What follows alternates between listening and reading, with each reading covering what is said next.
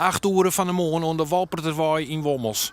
Het is druk en de politie is maar lasergun aanwezig bij de actie van de squaalbaan. Leerlingen van basisschool, het fundament en de opslag gaan verschillende spandoeken maken. Wij houden van ons leven, help ons door minder gas te geven. Is het hier zo gevaarlijk? Soms wel ja, want ze rijden hier op zich wel aardig uit. En je wil eens een ongeluk maken dan? Een klasgenootje is onderrijden. Een klasgenootje is onder in een auto. Ja, op een step. Een keer kon auto uit van de paardouw van het hier en toen kwam het in de auto.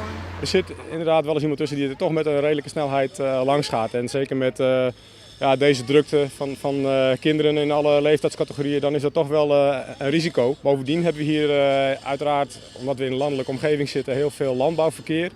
En ook dat gaat dan nog wel eens te snel. En ja, de gevolgen zijn natuurlijk niet te overzien als dat misgaat. Het is net al in de actie om automobilisten bewust te maken dat ze hier stadiger rijden moeten, dat je veiliger weer maakt, maar ik de stoepen. Hoe zit dat? Ja, de bijen komen hier verboden het dorpen onzet. En het nodigt heel bord uit om via de stoepen terug te fietsen naar de squalen toe. Dus we worden er bewust van worden later. Het jonkje in de blauwe jas krijgt joh dus geen opstutsende tommen. En hoe liep het? Ja, omdat ze u sjuggen rijden ze wel goed, maar hoe is net. Daarom komen er misschien nog elektronische smileys onder dik. Voet